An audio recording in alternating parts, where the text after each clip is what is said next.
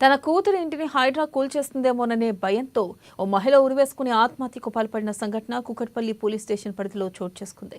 కుకట్పల్లి యాదవ బస్తీలో శివయ్య, బుచ్చమ్మ అనే దంపతులు తన ముగ్గురు కూతుళ్లకు వివాహం చేసి వారిలో ఇద్దరికి నల్లా చెరువు దగ్గర ఇళ్లను కట్నంగా ఇచ్చింది.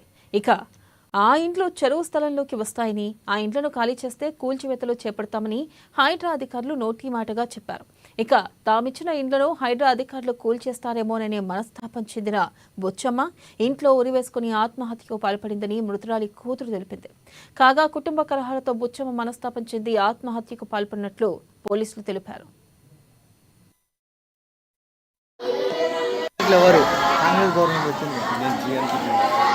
మా అమ్మ మా నాన్న ఇక్కడ కుకట్పల్లిలో ఉంటారు. వాళ్ళు చిన్నప్పటి నుంచి పాల వ్యాపారం చేసి కష్టపడి ముగ్గురు బిడ్డలు, మేము ముగ్గురం ఆడపిల్లలమే, కష్టపడి పాలదండ చేసి పొద్దున్న దాకా తెల్లని దాకా కష్టపడి పాలదండ చేసి మా ముగ్గురు పెళ్ళిళ్ళు చేసిండ్రు. మాకు ఫ్లాట్లు ఇప్పించిండ్రు. ఆ ఫ్లాట్లలో ఇల్లు కట్టించిండ్రు. ఆ కిరాయితోనైనా నా బిడ్డలు బతుకుతారని మా గురించి ఆలోచించి. కానీ ఇప్పుడు హైడ్రా వచ్చి అన్ని చుట్టుపక్కల ఇల్లు అన్నీ కూలగొడుతుండ్రు.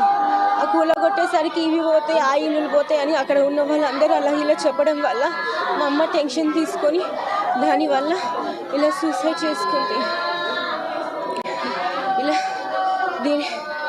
ఆమె రూపాయి కూడా వేసి, ఆమె మగోళ్ళ సరిగా పనులు చేసి అన్నీ చేసి, ఆమె పిల్లలకు రూపాయి కష్టపడి, మా మామ ఏ రోజు కూర్చొని తినలే, మా అత్తమ్మ ఏ రోజు కూర్చొని తినలే, వాళ్ళు కూర్చొని తినలే ఏ రోజు. వాళ్ళ రెక్కల కష్టంతో ముగ్గురు కష్టం, వాళ్ళిద్దరు కష్టం చేసి ముగ్గురు ఆడపిల్లల పెళ్ళిళ్ళు చేసి ఇప్పుడు వాళ్ళ పిల్లలకు ఇల్లులు ఇచ్చే వరకు ఇట్లా తీసేసుకొని నా పిల్లల పరిస్థితి ఏంటి, నా పిల్లలు చూసుకొని బతుకుతారు కదా అని అనుకుంటే గవర్నమెంట్ ఇట్లా రేవంత్ రెడ్డి చేసే వరకు ఆమె సూసైడ్ చేసుకుంది. ఆమె అసలు సూసైడ్ చేసుకునే మనిషి కాదు. ఆమె చాలా ధైర్యవంతురాలు, కానీ ఎందుకు చేసుకుందో కూడా మాకు అర్థం అవ్వట్లేదు.